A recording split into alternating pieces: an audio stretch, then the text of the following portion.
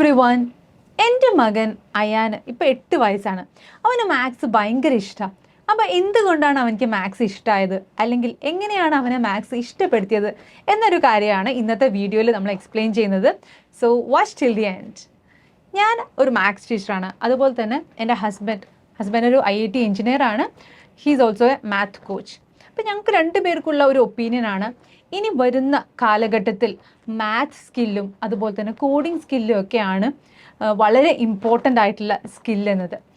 AI പോലെയുള്ള technology development ഒക്കെ വരുന്നതോടെ ഒരുപാട് ജോബുകൾ റീപ്ലേസ് ചെയ്യും. സോ ആ സമയത്തൊക്കെ പിടിച്ചു നിൽക്കണമെങ്കിൽ ഇനി വരുന്ന ജനറേഷന് ഈ മാത്സ് സ്കില്ലും കോഡിംഗ് സ്കില്ലും ഒക്കെ അത്യാവശ്യമാണ്. സോ അതുകൊണ്ട് തന്നെ ഞങ്ങൾ വളരെ ചെറുപ്പത്തിൽ തന്നെ അയാന് മാത്സ് ഇഷ്ടപ്പെടുത്തണം, അല്ലെങ്കിൽ മാത്സിൻ്റെ എക്സ്പോഷർ കൊടുക്കണം എന്നത് ഞങ്ങൾക്ക് വളരെ ഇമ്പോർട്ടൻ്റ് ആയിരുന്നു. സോ അതിനുവേണ്ടി ഞങ്ങൾ ചെയ്ത് മാത്ത് റിലേറ്റഡ് ആയിട്ടുള്ള ടോയ്സ് കൊടുക്കുക, അബാക്കസ് പോലെയുള്ളത്, അതുപോലെ തന്നെ അവന് അഡീഷണൽ ക്ലാസ്സുകൾ കൊടുക്കുക. മാത്സ് ഒരിക്കലും ഒരു ബേർഡൻ ആയിട്ട് അയാന് തോന്നരുത് എന്നത് ഞങ്ങൾക്ക് വളരെ ഇമ്പോർട്ടൻ്റ് ആയിരുന്നു. അതുകൊണ്ട് തന്നെ നമ്മളൊരു യൂട്യൂബ് ചാനൽ കൂടെ സ്റ്റാർട്ട് ചെയ്തിരുന്നു. സാധാരണ ആൾക്കാർ വീഡിയോസ്, അതായത് ഡെയിലി വ്ളോഗുകളൊക്കെ ഇടുന്നത് പോലെ അങ്ങനത്തെ വീഡിയോസൊന്നും അല്ല നമ്മുടെ യൂട്യൂബ് ചാനലിൽ ഇട്ടത്.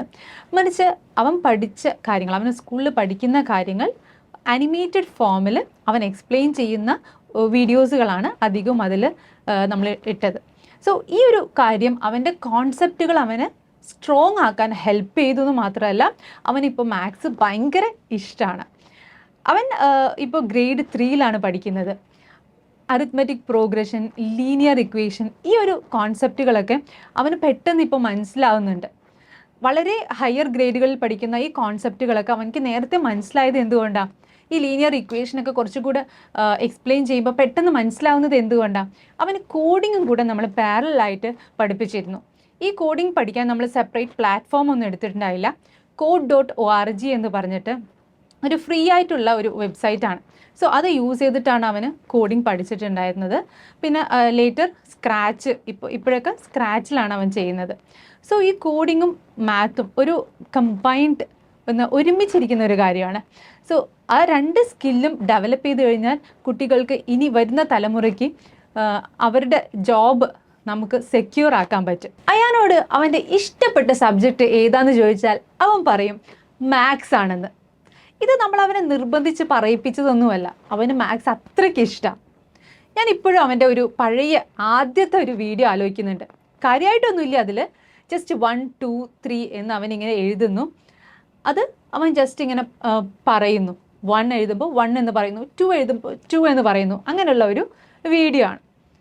സോ അത് കഴിഞ്ഞ് പിന്നെ നമ്മൾ കുറേ വീഡിയോസൊക്കെ ചെയ്തു.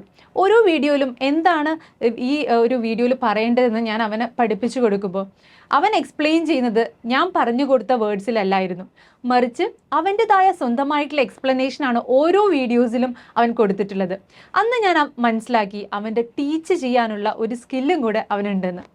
പക്ഷേ ആസ് ലൈഫ് ഗോട്ട് ബിസിയർ, എനിക്ക് രണ്ടാമതൊരു മകൾ കൂടെ ഉണ്ട്, ഹു ഇസ് 2 years old. അപ്പോൾ കൂടുതൽ സമയം അയാൻ്റെ കൂടെ എനിക്ക് സ്പെൻഡ് ചെയ്യാൻ കിട്ടാറില്ല.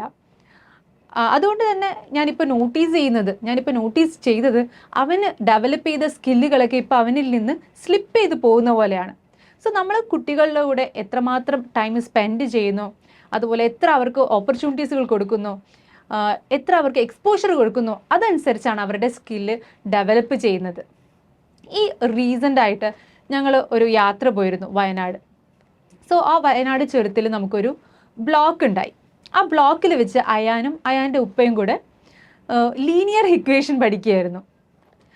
ചിലവർക്കൊക്കെ ഇത് കേൾക്കുമ്പോൾ ബോറിംഗ് ആയിട്ട് തോന്നും. പക്ഷെ ഞാൻ അയാനോട് ചോദിച്ചു എങ്ങനെ ഉണ്ടായിരുന്നു അതെന്ന്. He just loved it. അവനതൊരു അഡ്വെഞ്ചർ പോലെയാണ് അവനിക്ക് ഫീൽ ചെയ്തത്. സോ നമ്മുടെ കുട്ടികളെ മാത്സ് പഠിക്കേണ്ടത് അങ്ങനെയാണ്, ഇഷ്ടപ്പെട്ട് ഫണ്ണായിട്ട് തന്നെ പഠിക്കണം.